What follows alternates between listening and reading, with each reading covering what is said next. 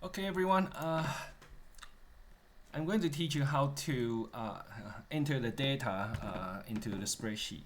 Okay. So first is well, those are the notes I'm going to discuss. So ignore them. Okay, it's just for this lecture. So case first. Of course, you need at least 50 to 60 cases. If you cannot, you need to at least let me know. Okay. So let's talk about the variables. Okay, you always need a case number, and yeah, you can see it as a variable anyway. But for the sake of just demonstration, I'm going to show you just 10 cases. Now, of course, you don't have to enter all the numbers one by one, right? You can just enter 1, 2, and then spread and highlight it. Okay, now you have 10 cases. So that's that. Now, we have gender, year, race, condition, and donation. These three questions, they are on the survey already, so of course we need to enter the data. Later we're going to report them. Now, condition is our independent variable. In our case, it's pretty versus average Amy, right? And donation is our dependent variable. How much donation they give it to different Amy's. So this is stuff from gender. Because our questionnaire or survey set up like this, male, female, other. So I guess it's easier to just say male to be 1, right? And you need to label this to remind yourself, otherwise you'll get confused, okay? So female will be 2, and then other will be 3. Now you can enter the number 2, 1, 3, 2, 2, things like that, and so on and so forth. Okay.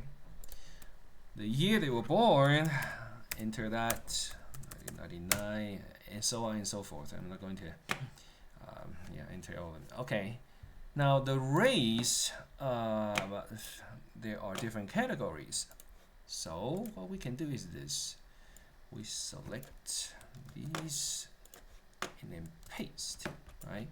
And then we give each category a label. This is 1, this is 2, then 3, right? Y is 3, and then finally this is 4. Okay, and then of course you can enter the data now. 3, 1, and so on and so forth. Alright, now condition, there are 2 conditions. That's the independent variable. So pretty Amy is 1, average Amy is 2. Okay. Now I will strongly suggest you, actually I pretty much demand you to group each condition together. That means 1 will be together, and maybe your first 5 cases will be pretty Amy. So the second condition, the next 5 cases will be average Amy. This is for the sake of analyzing the data, because if you don't group them together, so for example, if you say 1 and then 2 and 1, 1 and 2, 1, if you mix them together, later when you conduct an analysis on Excel, you'll have a very hard time, if it is not impossible. Okay, so you need to group them together. Alright. Finally, donation. I'll just enter, some random number. 10, 60, 20. Somebody is stingy. 20 and 10. Okay. So now, you have all the data right here. We are ready to talk about histogram, and we only care about the dependent variables. Okay, so look at this data set. The minimum number is 0, maximum is 1. So how do we set up the intervals?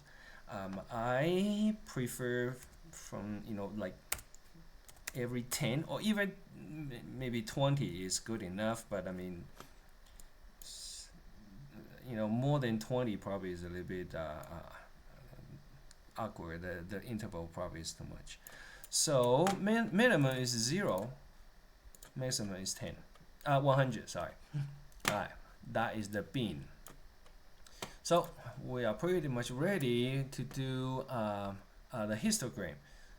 And as I say right here, there are two options, but one is preferred. The preferred one, let me show you, it's data analysis on the tab of data. Alright. If your Excel is the updated one, you should have this. If you don't, usually you can go to, you can install this data analysis by going to File, and then go down to the very bottom, see Options, click on the Options, and then go to this Add-ins. Now there are three options. The last two are what you need. You can just choose, let's choose this one, okay? Toolpack, VBA, and then you click on here, say Go, okay? You can see they are checked. Okay, Toolpack or VBA. Because I have this data analysis already, so they are checked. You can check both or just check one. It's good enough. Okay, and then you can click OK. Okay, and now you have a data analysis. You can click on that one, and then there's an option, histogram. Click on that one. Okay.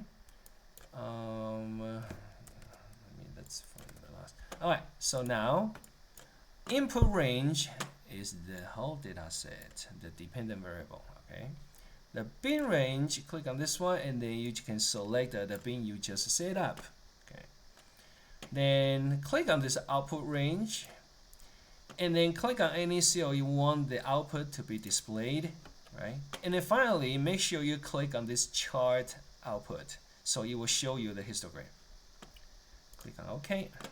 Now you have the histogram, and you have this bin with the frequency of each bin. Right. Alright.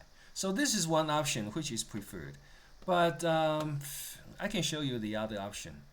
You go to Insert tab, and in the middle you'll see those are different chart options. Right here, this one is the histogram. Okay.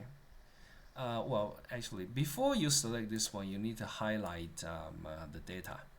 So after you highlight the data, you click on this one and then just choose one. But then you will see this is so different from this one. And the reason why is here. You see the bin range is a 50. That's way too big. Okay. So what you need to do is double click on this. And then you set up the bin range, bin width yourself. Okay. 50 is too big, so you just type 10 and then enter. Okay, now you have the better histogram. Okay. As I said, I mean, this data analysis option is much preferred because later when you analyze, you are required to analyze the data, like using t-test, ANOVA, whatever. Well, not even ANOVA, but t-test. You will need a data analysis anyway. Okay.